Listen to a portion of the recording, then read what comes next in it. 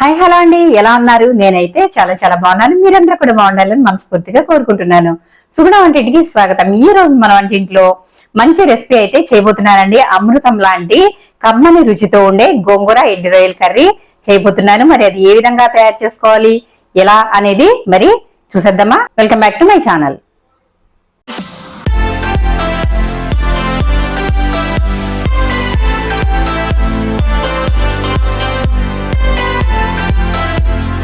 ముందుగా నేనైతే ఇక్కడ 3 కట్టల గోంగూర అయితే తీసుకుని శుభ్రంగా కోసుకున్న తర్వాత కాడలు ఏమి లేకుండా కట్ చేసుకోవాలి. ఆ తర్వాత అయితే శుభ్రంగా కడుక్కోవాలండి. గోంగూరలో వేసుకుంటుంది కదా, అలాగే అదంతా కూడా శుభ్రంగా పోయేటట్టు ఎక్కువ వాటర్తో అయితే కడుక్కోవాలి.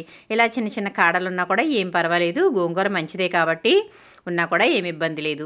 ఆ తర్వాత నేను స్టవ్ మీద అయితే పెట్టేసుకున్నాను. ఇది అయితే ఉడకనిద్దాము.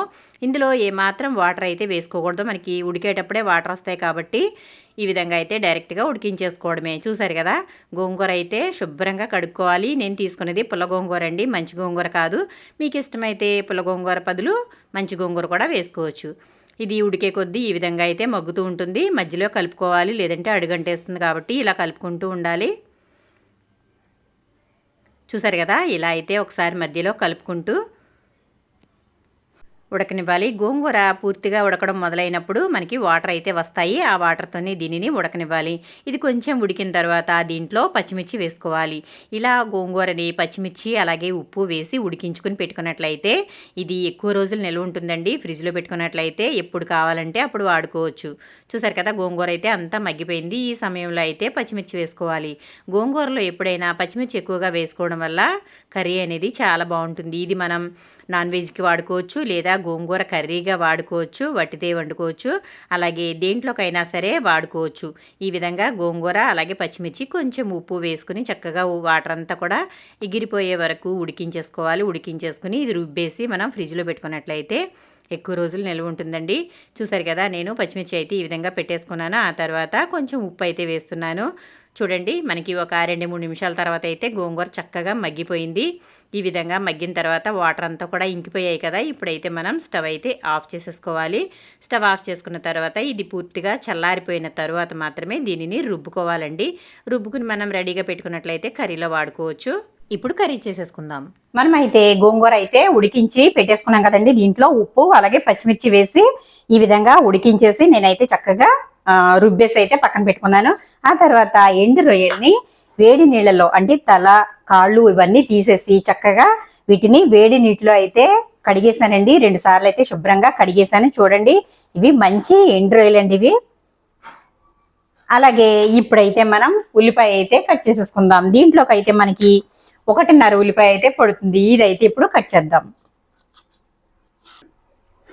చూసారు కదా, నేనైతే ఆనియన్స్ అయితే కట్ చేసేసుకున్నానండి. ఇప్పుడైతే కర్రీ ఏ విధంగా తయారు చేయాలో చూసేద్దాం. ముందుగా అయితే స్టవ్ వెలిగించుకుని బాండీ అయితే పెట్టేసుకుందాము. నేను ఇంకో పక్క అయితే రైస్ అయితే పెట్టేశానండి. అంటే మనం రైస్ వండుకునేటప్పుడు కొంచెం బియ్యం అయితే నానబెట్టుకోవడం వల్ల మనకి తిన్న ఆహారం అయితే త్వరగా జీర్ణం అవుతుంది. కాబట్టి నేను ఎప్పుడు కూడా ముందుగా బియ్యాన్ని అయితే నానబెడతానండి. నానబెట్టిన తర్వాతే వండుతాను. అప్పటికప్పుడు అయితే కడిగి పెట్టేనండి. ముందుగా నానబెట్టుకుంటాను. ఒక 2 గంటలు అయినా సరే మ్యాక్సిమం నానబెట్టుకున్న తర్వాతే వండుతాను. ఇప్పుడైతే ఆయిల్ వేసుకుందాము.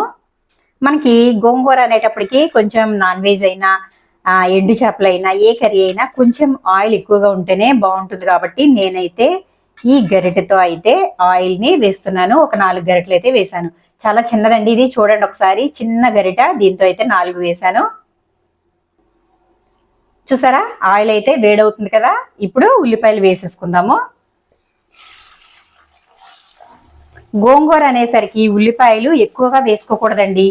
ఎందుకంటే మనకి గోంగూర ఫ్లేవర్ తెలియాలంటే ఉల్లిపాయలు తక్కువగానే వేసుకోవాలి. అప్పుడే మనకి గోంగూర ఫ్లేవర్ అనేది బాగా తెలుస్తుంది.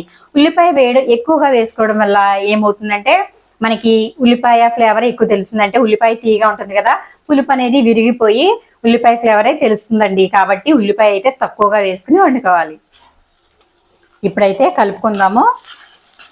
అలాగే గోంగూర వండుకునేటప్పుడు చాలా టిప్స్ అయితే ఉంటాయండి. ఎందుకంటే గోంగూర అసలు ఇష్టపడని వాళ్ళంటూ ఉండరు. ఎందుకంటే చాలా చాలా బాగుంటుంది. నాకైతే గోంగూర ఫేవరెట్ అండి. మీరు అనుకోవచ్చు ఎప్పుడు ఏది చేసినా నా ఫేవరెట్ అంటూ ఉంటాను కదా, అందులో నాకు నచ్చినవి కూడా ఉంటాయండి. కానీ నచ్చేవి అయితే మాత్రం నేను చాలా ఇంట్రెస్ట్గా వండుకుంటాను. అందులో గోంగూర ఒకటి, గుత్తి వంకాయ, ఇలా చాలా రకాలు ఉన్నాయి.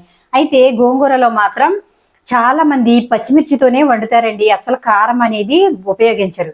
అయితే దీంట్లో మనకి కొత్తిమీర కానీ పచ్చిమిర్చి కానీ ఎక్కువగా వేసుకుంటే కర్రీ అనేది చాలా టేస్ట్గా ఉంటుంది, చాలా బాగుంటుంది. అంటే మనకి పచ్చిదన అంటే ఆ పుల్లదనానికి ఈ కారం చాలా కాంబినేషన్ అనేది బాగా సెట్ అవుతుంది. కాబట్టి చాలా మంది పచ్చిమిర్చితోనే వండుకుంటారు.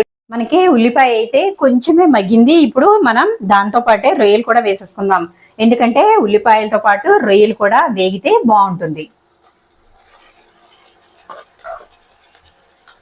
ఈ రొయ్యల్ని నేను నిడదవోలు నుంచి తీసుకొచ్చానండి. మీకు వీడియో ఆల్రెడీ పెట్టాను. నిడదవోలులో చేపలు అయితే చాలా బాగుంటాయి, గూడెంలో కానీ నిడదవోలులో కానీ బాగుంటాయండి. నేనైతే ఇక్కడ మేము ఉండే చోట అంటే ఏలూరులో ఎప్పుడు కూడా ఈ డ్రై ఫిష్ అనేవి తీసుకోలేదు. ఎప్పుడైనా సరే నేను నిడదవోలు వెళ్ళినప్పుడు తెచ్చుకుంటాను రొయ్యలు కానీ అలాగే ఎండు చేపలు కానీ అక్కడే తెచ్చుకుంటాను, ఎందుకంటే బాగుంటాయి. మనకి వాళ్ళు రీజనబుల్గా ఇస్తారండి, ఎందుకంటే అది మా నాయనమ్మ గారి ఊరు కాబట్టి అక్కడైతే మాకు రీజనబుల్గా ఇస్తారండి. మీరు కూడా వెళ్ళండి, నేను వీడియో పెట్టాను, మీకు కావాలంటే అక్కడికైతే వెళ్ళి మీరు కూడా తీసుకోండి. మామూలు రోజుల్లో అయితే ఒక షాపే ఉంటుందండి, నేను పెట్టాను కదా నీలవేణి గారి షాప్, అదొక్కటే ఉంటుందండి. మిగిలిన రోజుల్లో అయితే శనివారం మాత్రం మార్కెట్ ఉంటుంది, ఆ రోజు అయితే చాలా షాపులు ఉంటాయి. మిగిలిన రోజుల్లో మాత్రం అది మాత్రమే ఉంటుంది, అది మార్కెట్ ఏరియా అండి. అక్కడికి వెళ్ళి మీరు తప్పకుండా తీసుకోండి. ఇప్పుడైతే ఒకసారి కలిపేసుకుందాము. మనకి వేగిపోయాయి, చూసారా ఉల్లిపాయ చక్కగా వేగిపోయిందండి. మనం రొయ్యలు ఎక్కువగా వేసాం ఉల్లిపాయల కన్నా. తినేటప్పుడు మనకి ఒక్కొక్క ముద్దకి 1-2 రొయ్యలు అయితే వస్తాయి, చాలా బాగుంటుంది. ఇప్పుడు ఇందులో ఉప్పు కారాలు అయితే వేసుకుందాం. ఉప్పు అయితే వేసుకుందాము. నేను గోంగూర ఉడికించుకునేటప్పుడు అయితే కల్లుప్పు వేసానండి, కొంచెం 1 స్పూన్ అయితే వేసాను. ఇప్పుడు ఇందులో కూడా 1 స్పూన్ వేస్తున్నాను. మనం తక్కువ అయితే చివరిలో కలుపుకోవచ్చు, ఎక్కువైతే తీయలేం కదా. కానీ పులుపు అంటే కొంచెం ఉప్పు ఎక్కువగానే పడుతుందండి, ఎందుకంటే పులుపు తెలియకుండా ఉండడానికి ఉప్పు సమానంగా పడుతుంది, అంటే పుల్లటి కూరల్లో ఉప్పు ఎక్కువ పడుతుంది. అలాగే పసుపు 1/2 స్పూన్ అయితే వేసుకుందాము, సరిపోతుంది. ఇప్పుడు కారం అయితే వేసుకుందాం.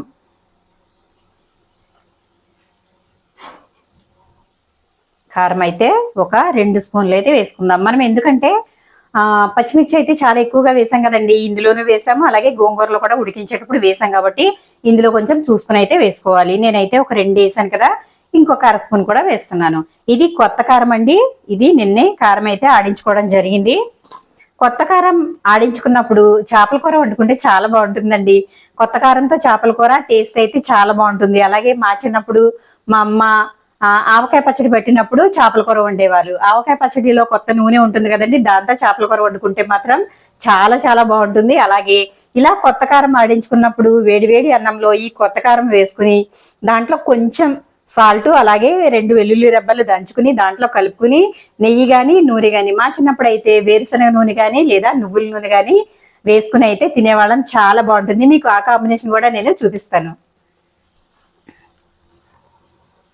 ఇప్పుడు తిప్పేసుకుందాము. ఉప్పు కారం అయితే వేసేసాం కదా,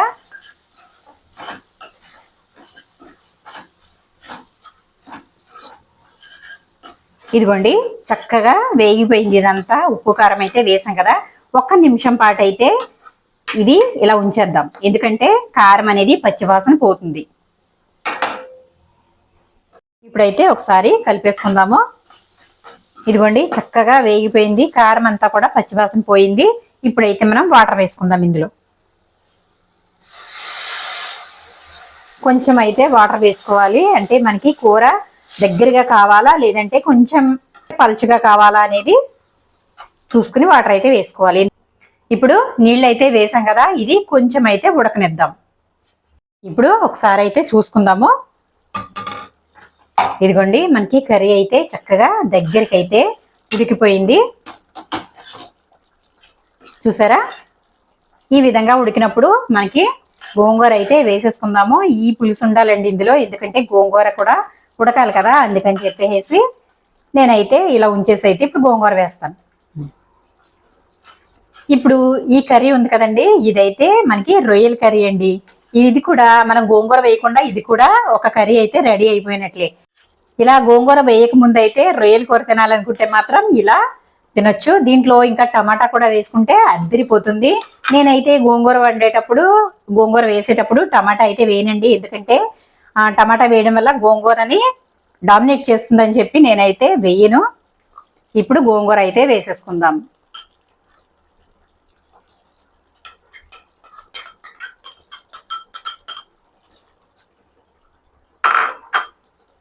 చూసారా, ఇప్పుడైతే కలిపేసుకుందాము. చాలా సింపుల్ అండి. మనం గోంగూర కోసుకోవడం, ఇది ఉడికించుకోవడమే పని, కానీ మనకి కర్రీ మాత్రం చాలా త్వరగా అయిపోతుంది. మనం గోంగూర ఉడికించుకున్న ప్రాసెస్ పెట్టాను కదండి ఇందులోని. ఈ గోంగూరని ఉడికించుకుని మనం ఫ్రిడ్జ్ లో స్టోర్ చేసుకుంటే ఎప్పుడంటే అప్పుడు కర్రీ చేసుకోవాలంటే ఈజీగా చేసేసుకోవచ్చు.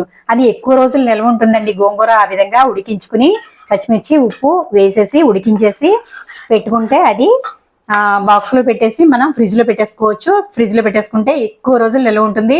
ఇలా ఎప్పుడైనా సరే కర్రీ వండుకోవాలనుకుంటే కనుక రొయ్యలు కానీ, డ్రై ఫిష్ కానీ, అలాగే చికెన్ లోకి, మటన్ లోకి, దేంట్లోకైనా సరే ఆ విధంగా ఉడికించుకున్న గోంగూర అయితే వాడుకోవచ్చు. చూడండి, మనకి గోంగూర అయితే చక్కగా కలిసిపోయింది అంతా కూడా. ఇప్పుడైతే ఇది ఒక 2-3 నిమిషాలు అయితే ఉడకనిద్దాము. మన కర్రీ అయితే రెడీ అయిపోతుంది. ఇప్పుడైతే మన కర్రీ ఎంతవరకు వచ్చిందో చూసేద్దాం. ఆహా, కంప్లీట్ అయిపోయిందండి. మన కర్రీ అయితే రెడీ అయిపోయింది. చూసారా, ఆయిల్ అంతా కూడా చక్కగా పైకి అయితే తేలిపోయింది. మన కర్రీ అయితే రెడీ అయిపోయినట్లే. చూసారు కదా, గోంగూర ఎండు రొయ్యల కర్రీ చాలా ఈజీగా టేస్టీగా అయితే చేసుకోవచ్చు. నోరు బాగా లేనప్పుడు లేదా పుల్లపుల్లగా తినాలనిపించినప్పుడు ఈ విధంగా గోంగూర రొయ్యల కర్రీ చేసుకోండి. నాన్ వెజ్ ప్రియులు అయితే ఇది చాలాసార్లు చేసుకునే ఉంటారు. మరి కర్రీ నచ్చిందా? ఇప్పుడు మన కర్రీ అయితే కంప్లీట్ అయిపోయింది కదా. స్టవ్ అయితే ఆఫ్ చేసేద్దాము. చక్కగా ఉంది చూడండి ఒకసారి. ఇదిగోండి, చూస్తుంటేనే నోరు ఊరుతుంది కదా. ఇంకెందుకు ఆలస్యం, మీరు కూడా తప్పకుండా ట్రై చేయండి. ఈ విధంగా ట్రై చేసి మీకు ఏ విధంగా వచ్చిందో నాకు కమెంట్ సెక్షన్ లో కమెంట్ పెట్టండి ఫ్రెండ్స్. ఇప్పుడు కర్రీ అయితే బౌల్లోకి అయితే తీసేసుకుందాము.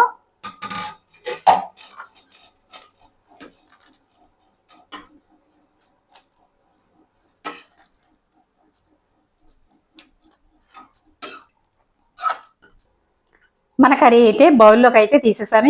మన కర్రీ టేస్ట్ చేయడానికి వేడి వేడి రైస్ అయితే పెట్టేసుకుంటున్నానండి.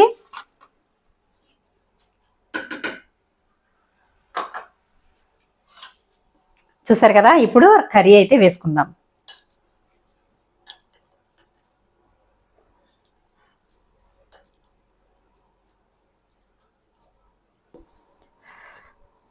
వేడి వేడిగా ఉందండి. చాలా మంది పొగలు వస్తుంటేనే తింటూ ఉంటారు, కానీ వేడి వేడిది అంటే ఇంత వేడిగా అంటే నాకైతే కష్టమే. కానీ కూర చూసేటప్పటికి నాకైతే నోట్లో నీళ్ళు వస్తున్నాయండి. అందుకే వెంటనే నేనైతే తింటున్నాను.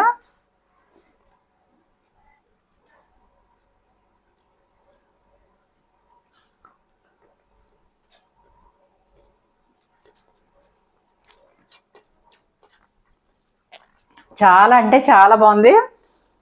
మనకి రొయ్యలు తగులుతూ అలాగే గోంగూర పుల్లపుల్లగా టేస్ట్ అయితే అదిరిపోయిందండి. చూసారా రొయ్యలు ఎలా ఉన్నాయి చూడండి. ఇదిగోండి, చక్కగా ముద్ద ముద్దకి రొయ్య తగులుతూ. కర్రీ ఎప్పుడైనా కొంచెం ఎక్కువగానే కలుపుకోవాలండి. అప్పుడే మనకి టేస్ట్ అనేది బాగా తెలుస్తుంది. అందులో గోంగూర అంటే ఇంకా ఎక్కువగా కలుపుకుంటే చాలా బాగుంటుంది.